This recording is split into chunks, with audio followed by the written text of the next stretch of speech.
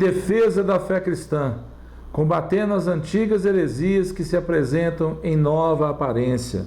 Primeiro trimestre de 2025, hoje a última aula, perseverando na fé em Cristo.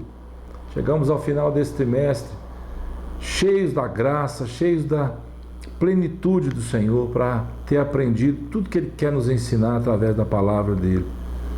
Tu, porém, tens seguido de perto o meu ensino, procedimento, propósito, fé, longanimidade, amor, perseverança, as minhas perseguições e os meus sofrimentos, quais me aconteceram em Antioquia, Icônio, Listra, que variadas perseguições tenho suportado. Olha que maravilha Paulo escrevendo a Timóteo. De todas, entretanto, me livrou o Senhor. Ora, todos quantos querem viver piedosamente em Cristo Jesus serão perseguidos, mas os homens perversos e impostores, ou seja, que causam as perseguições, irão de mal a pior, enganando e sendo enganados. Tu, porém, permanece naquilo que aprendeste e de que foste inteirado, sabendo de quem o aprendeste e que desde a infância sabes as sagradas letras que podem tornar-te sábio para a salvação pela fé em Cristo Jesus. Toda a Escritura é inspirada por Deus e útil para o ensino, para a repreensão, para a correção, para a educação na justiça, a fim de que o homem de Deus seja perfeito e perfeitamente habilitado para toda boa obra. Conjuro-te perante Deus e Cristo Jesus, que há de julgar vivos e mortos pela sua manifestação e pelo seu reino. Prega a palavra, Timóteo. Prega a palavra, meu irmão, minha irmã. Insta, quer seja oportuno, quer não, corrige, repreende, exorta com toda longanimidade e doutrina. Pois haverá tempo em que não suportarão a sã doutrina. Pelo contrário, cercar-se-ão de mestres segundo as suas próprias cobiças, como que sentindo coceira nos ouvidos, e se recusarão a dar ouvidos à verdade, entregando-se às fábulas.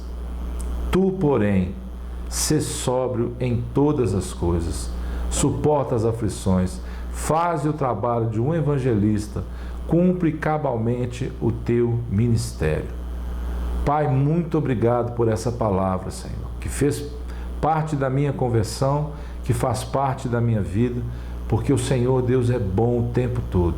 Abençoa o meu irmão, a minha irmã, nos dá graça mesmo para sermos sóbrios no mundo onde temos vivido, anunciar, pregar, exortar, aconselhar, ministrar, orar pelas pessoas para que elas possam conhecer o Senhor.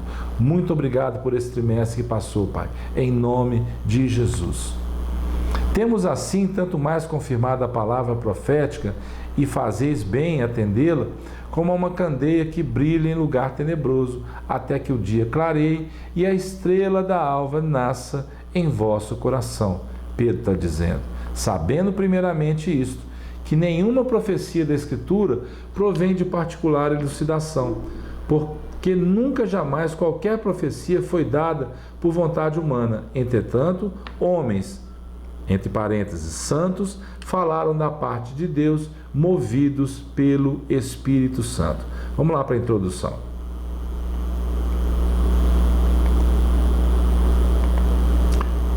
A Bíblia Sagrada é o nosso único manual e regra de fé e prática. É por meio dela que ajustamos a nossa conduta de acordo com a vontade de Deus. Ao longo da história, muitas religiões têm se apropriado indevidamente da Bíblia para fundamentar suas ideias erradas, bem como suas heresias. A heresia, como bem sabemos, é fruto da escolha pelo erro. E isso nós vimos todo esse trimestre. Diga-se de passagem, muitos erros interpretativos da Bíblia são resultado de conclusões particulares que conduziram à formação de muitas seitas e heresias. Os cristãos devem manter uma visão forte e madura das Escrituras, em se tratando de sua inspiração. Ou seja, fique firme. Sem essa visão, muitos não reconhecerão a autoridade da palavra de Deus. Através de quem? Da sua vida. Meu irmão, minha irmã, seja firme, tenha postura diante da palavra, da inerrância, da infalibilidade da palavra. Não podemos e nem devemos abrir mão do fato delas terem sido dadas diretamente por Deus através de pessoas guiadas pelo Espírito Santo. Existem evidências sólidas dessa autoridade estabelecida durante séculos. Sem a devida autoridade reconhecida, as pessoas terão uma fé fraca e a Bíblia será substituída pela experiência religiosa subjetiva, isto é, estará sempre mudando com base na pessoa ou na situação pela conveniência das pessoas. Tendo como verdade que as Escrituras Sagradas fornecem o norte para nós, para que tenhamos uma vida espiritual conforme a boa, agradável e perfeita vontade de Deus, faz-se necessário defender a sua autoridade em matéria de fé e prática. Seja um apologista, ou seja, um defensor da fé cristã, da palavra de Deus. Os crentes observam os ensinamentos sagrados não como um livro de filosofia, e sim como a ética que norteia o seu estilo de vida e o testemunho cristão. Por essa razão, devemos observá-la continuamente para preservar a nossa fé como intacta. Fique ligado, meu querido, minha querida.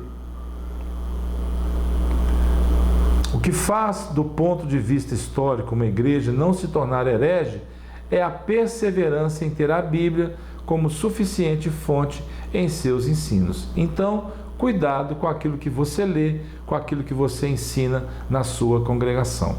A palavra de Deus é documento final em matéria de doutrina e valores que devem nortear a vida do crente.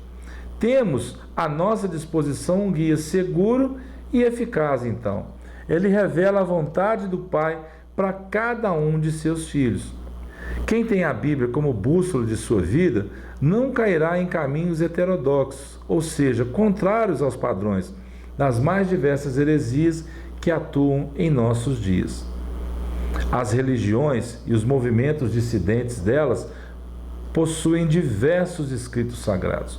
No cristianismo, a fonte de autoridade já sabemos qual é: a palavra de Deus. A autoridade bíblica tem sua origem em Deus, o que nos permite chamá-la de palavra de Deus. Isso encerra a superioridade dela com plena e total garantia de infalibilidade.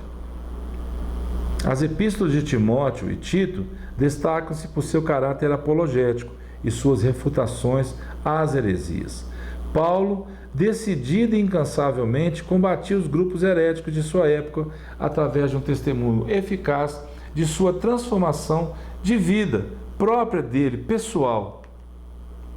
Ele elogia a perseverança de Timóteo na fé e na doutrina em tempos tão difíceis. As perseguições são uma referência à experiência da primeira viagem missionária.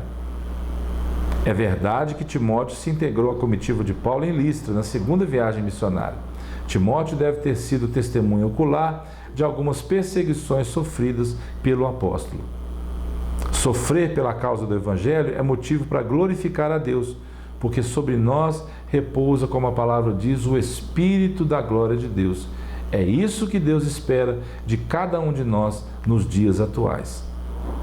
Paulo cita os enganadores, impostores, falsos ensinadores, doutrinadores de mentiras, falsos mestres, que em nada diferem dos falsos doutores da lei. Nenhum deles teve ou terá futuro promissor. O apóstolo aconselhou Timóteo a olhar para o seu passado e permanecer nos ensinos básicos a respeito de Jesus, que são eternamente verdadeiros. Como Timóteo, estamos cercados de falsos ensinos, mas não devemos permitir que a nossa sociedade distorça ou coloque empecilhos à eterna verdade de Deus guardada dentro de cada um de nós. Permanecer firme naquilo que aprendeu. Com certeza, a figura de sua mãe Eunice e de sua avó Lloyd foram importantes nessa formação do jovem rapaz. O que ele aprendeu com sua família era uma herança espiritual, muito útil para o exercício de seu ministério sob a orientação, agora então paulina, como o apóstolo fez várias vezes com ele.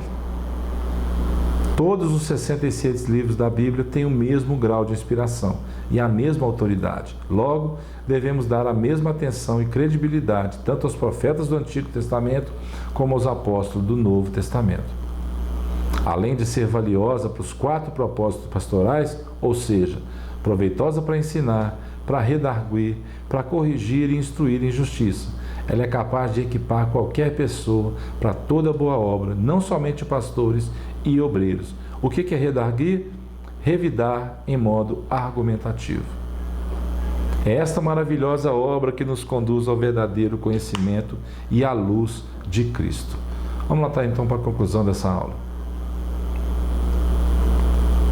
Seria impossível ao ser humano criar algo tão coerente, inspirado e inerrante como a palavra de Deus, harmonioso, perfeito, cheio de unção, cheio de graça. A sua vida está escrita nas entrelinhas da Bíblia. O que acontece com você está escrito ali.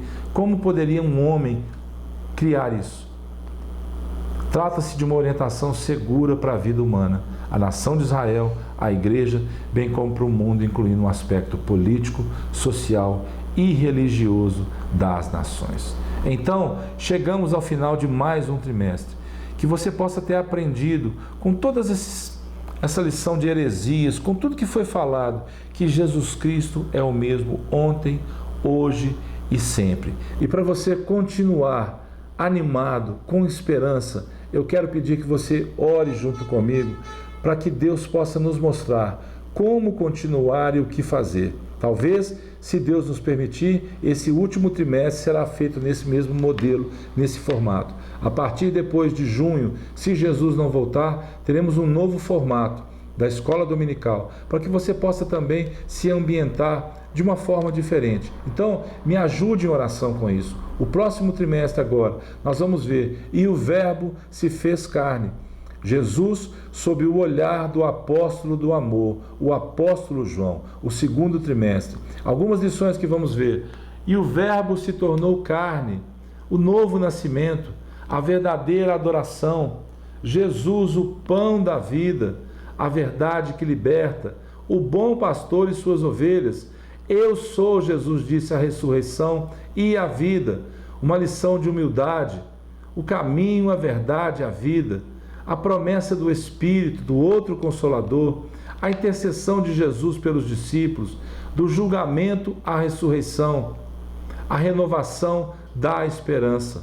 Se o Senhor nos permitir, estaremos juntos ainda esse trimestre, mas ore junto comigo, para que a gente possa ter, compartilhe lá no YouTube, compartilhe no Instagram, ao vivo comigo, quando você encontrar comigo, o que você pode realmente falar sobre esses trimestres, sobre essas lições que você estudou, que você foi edificado ou não, e que o Senhor te abençoe, que Ele seja mesmo abundante sobre a sua vida. Um abraço, fique em paz e até a próxima lição, em nome de Jesus.